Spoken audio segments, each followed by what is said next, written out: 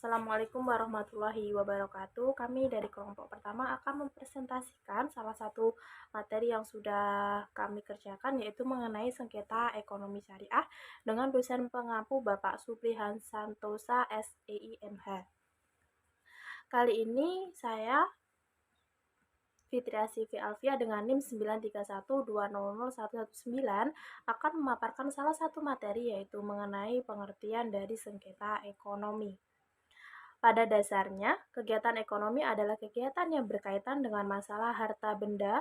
Dengan kata lain, kegiatan ekonomi adalah kegiatan manusia untuk mencapai kemakmuran hidupnya. Kegiatan ekonomi bisa terjalin apabila terjadi transaksi antara satu pelaku ekonomi dengan pelaku ekonomi lainnya.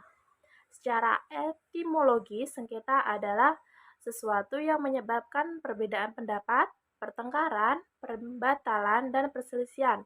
Adapun secara istilah, sengketa adalah pertentangan antara dua pihak atau lebih yang berawal dari persepsi yang berbeda tentang suatu kepentingan atau hak milik yang dapat menimbulkan akibat hukum bagi keduanya dan dapat diberikan sanksi hukum terhadap salah satu di antara keduanya.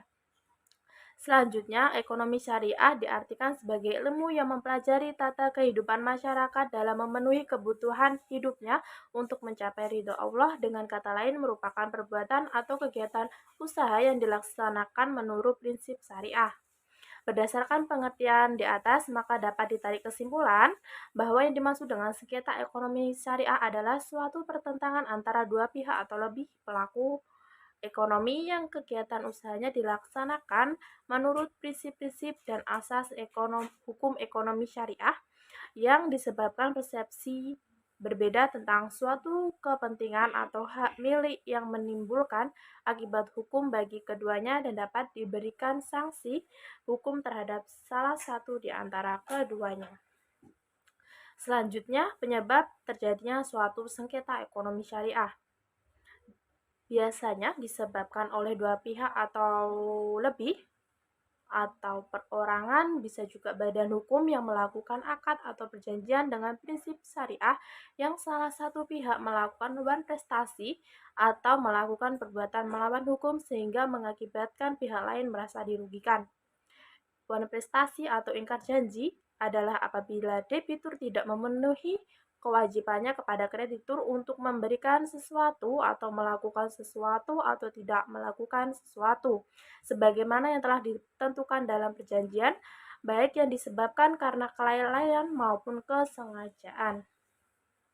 Ada beberapa bentuk sengketa ekonomi syariah yang disebabkan karena adanya pengingkaran atau pelanggaran terhadap perikatan yang telah dibuat, yaitu disebabkan karena kelalaian untuk mengembalikan dana titipan nasabah. Yang kedua, bank merugikan nisbah keuntungan nasabah tanpa persetujuan yang bersangkutan. Yang selanjutnya, nasabah melakukan kegiatan usaha minuman keras dan usaha-usaha lainnya. Di antara faktor penyebab yang lazim terjadi dalam sengketa ekonomi syariah adalah proses terbentuknya akad disebabkan pada ketidaksepahaman dalam proses bisnis karena terjebak pada orientasi keuntungan, adanya karakter coba-coba, atau karena adanya kemampuan mengenali mitra bisnisnya. Akad atau kontrak sulit untuk dilaksanakan. Selanjutnya, materi mengenai tujuan penyelesaian sengketa ekonomi syariah akan dijelaskan oleh teman saya. Assalamualaikum warahmatullahi wabarakatuh. Saya Desi Wulandari dengan NIM 931200319. Di sini saya akan menjelaskan poin C, yaitu tujuan penyelesaian sengketa ekonomi syariah. Tujuan diadakan penyelesaian sengketa ekonomi syariah adalah agar setiap permasalahan-permasalahan yang muncul dalam kegiatan ekonomi dapat terselesaikan dengan cara cepat dan tepat sebagaimana mestinya, sehingga tidak menimbulkan persengketaan yang berujung dengan ketidakadilan. Dalam Islam tidak diperbolehkan berujung-ujung permusuhan dan dapat menimbulkan persengketaan yang semakin tajam dan rumit. Pada prinsipnya, kegiatan ekonomi adalah kegiatan yang berkaitan dengan masalah harta dan benda. Kegiatan ekonomi tersebut dapat terjalin apabila terjadi transaksi antara pelaku ekonomi dan pelaku ekonomi lainnya. pada pengadilan agama dalam menangani sengketa ekonomi syariah yang tertulis dalam pasal 49 UU PA yang pesannya pertimbulan adalah perbankan syariah dalam keuangan syariah, yaitu pada pasal 49 pada Undang-Undang Dasar 1945. Pengadilan agama adalah melakukan sesuatu kegiatan dalam melakukan proses persengketaan yaitu penyelesaian sengketa ekonomi syariah. Putusan Mahkamah Konstitusi tersebut menegaskan bahwa penjelasan pasal 55 ayat 2 Undang-Undang Nomor 21 tahun 2008 tentang perbankan syariah bertentangan dengan Undang-Undang Dasar 1945 memiliki kekuatan tentang mengikat dalam suatu proses undang-undangnya tersebut.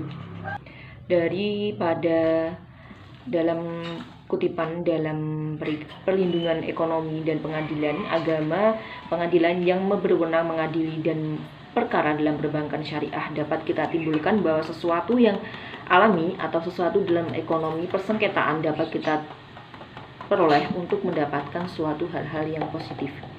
D. Sistem penyelesaian sengketa ekonomi syariah. Secara garis besar terdapat sistem yang menyelesaikan sengketa ekonomi syariah, yaitu secara litigasi, secara litigasi, penyelesaian sengketa diselesaikan di dalam pengadilan dari beberapa atau berbagai hukum acara lainnya, sedangkan non litigasi yaitu penyelesaian sengketanya diselesaikan di luar pengadilan agama. Di antaranya adalah keunggulan dari non litigasi adalah yang pertama adalah sengketanya dilakukan dengan cara cepat dan tepat. Yang kedua, penyelesaian sengketa dapat dilaksanakan dengan biaya murah. Yang ketiga, tidak terkait dengan aturan dan hukum. Selanjutnya dilakukan dalam dua cara dalam perbankan syariah. Yang pertama adalah musyawarah. Musyawarah adalah tindakan dalam bentuk perundingan, di antaranya adalah kedua belah pihak yang bersangkutan dengan mencapai kesepakatan dan mendapatkan penyelesaian terhadap sengketa yang dihadapi. Yang kedua adalah mediasi perbankan. Mediasi perbankan adalah suatu penyelesaian secara melalui jalur perundingan untuk memperoleh kesepakatan dari kedua belah pihak dengan dibantu oleh mediator.